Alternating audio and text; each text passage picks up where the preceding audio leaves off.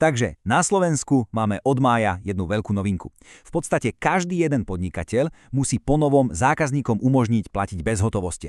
A to samozrejme otvára jednu kľúčovú otázku. Ktorá technológia je pre ten, ktorý biznis tá pravá?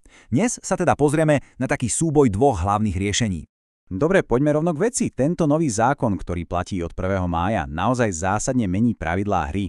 Viete, tá debata sa už nevedie o tom, či vôbec príjmať karty. To je už dané. Teraz je tá otázka oveľa dôležitejšia. Ako to robiť? A hlavne, ako to robiť čo najefektívnejšie? Čo nás teda dnes čaká? No, v skratke si prejdeme, čo táto nová povinnosť vlastne znamená, potom si predstavíme dvoch hlavných, povedzme, súperov na trhu, pekne si ich porovnáme v tých najdôležitejších bodoch a na konci by malo byť jasnejšie, ako si vybrať to správne riešenie. Tak začnime tým úplným základom, tou novou povinnosťou. A legislatíva je v tomto, povedzme si, úplne jasná. Podľa zdrojov, z ktorých čerpáme, sa to týka prakticky každého, kto predáva tovar alebo poskytuje služby. Štát v podstate povedal, fajn, hotovosť je fajn, ale už jednoducho nestačí. A toto je naozaj zásadný posun v myslení. Viete, či už ide o malú kaviareň niekde na rohu, šikovného remeselníka, alebo dokonca stánok na trhu, zrazu každý jeden z nich musí mať nejakú stratégiu. Takže tou alfou a omegou sa stáva výber technológie, takej, ktorá tomu konkrétnemu podniku sadne ako uliata. Dobre, takže aké sú tej možnosti?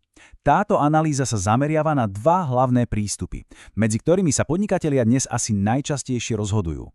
A hoci oba vás dostanú do cieľa, teda k prijatej platbe, tá cesta, tá je teda poriadne odlišná. Poďme si ich predstaviť. V jednom rohu ringu máme starého známeho, osvedčeného bojovníka. Klasický POS terminál. A proti nemu v druhom rohu stojí taký mladší digitálny vyzývateľ. Platba cez QR kód. Tak sa poďme najprv pozrieť na toho, povedzme, favorita. Na riešenie, ktoré sa podľa všetkých dostupných informácií považuje za najrozšírenejšie a najuniverzálnejšie. Prečo je vlastne taký populárny? No a tu je to naozaj zaujímavé ten mix výhod, lebo nejde len o to, že terminál zobere prakticky čokoľvek, debetky, kreditky, gastráče. Kľúčové sú dve veci, rýchlosť a dôvera. Zákazníci to proste poznajú, očakávajú to a pre podniky, kde sa dvere nezatvoria, je to absolútna záruka plynulosti. Dobre, a teraz sa pozrieme na toho vyzývateľa, na platbu cez QR kód. Toto je úplne iná káva, to pre obe strany, pre obchodníka, ale aj pre zákazníka. A ako analýza ukazuje, s týmto novým prístupom sú spojené aj nejaké, povedzme, riziká. Toto je perfektná ukážka toho, kde sa ten čas vlastne stráca. Viete, oproti tomu jednoduchému pípnutiu kartou, čo je sekunda, tu musí zákazník urobiť celú sériu krokov. Odomknúť mobil, nájsť a otvoriť bankovú apku, naskenovať kód, potom sa možno ešte prihlásiť a nakoniec to potvrdiť. Každý jeden z týchto krokov je miesto, kde sa to môže zaseknúť alebo jednoducho zdržať. No a zdrojový materiál tu upozorňuje hneď na niekoľko problémov. Sú tu tie praktické, ktoré vidíme hneď, dlhé rady pri pokladni. Ale potom sú tu aj tie vážnejšie, napríklad obavy o bezpečnosť, alebo fakt, že tu chýba ochrana spotrebiteľa ako chargeback. A aby toho nebolo málo, celý ten štátny systém je ešte, povedzme si na rovinu, dosť nový a na jeho plné spustenie si ešte počkáme. Takže, ako to vyzerá, keď ich postavíme priamo proti sebe? V priamom súboji. Poďme sa pozrieť na tie najdôležitejšie kritériá z pohľadu každodennej reality v podniku. V zdroji je jedna naozaj super prehľadná tabuľka. A tá porovnáva oba systémy v disciplínach, ktoré sú pre každého podnikateľa úplne kľúčové. Rýchlosť, spoľahlivosť, bezpečnosť, všetko pekne pokope. A práve táto tabuľka je v podstate jadrom celej tejto analýzy. A tie rozdiely, tie sú fakt priepasné. Hlavne čo sa týka rýchlosti, jednoduchosti pre zákazníka a celkovej bezpečnosti. Jednoducho povedané, kým terminál je o istote a plynulosti, tak QR platba so sebou prináša hneď niekoľko otáznikov.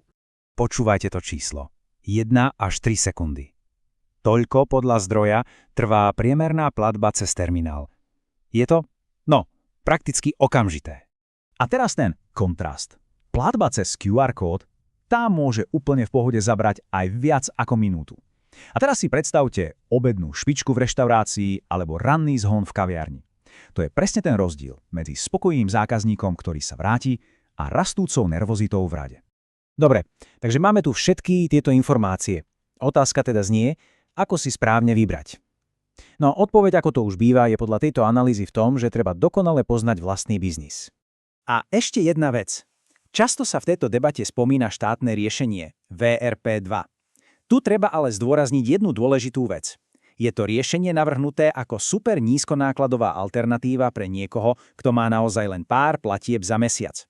Pre akúkoľvek rušnejšiu prevádzku, kde je stály prúd zákazníkov, má v podstate tie isté nevýhody ako akákoľvek iná platba cez QR kód.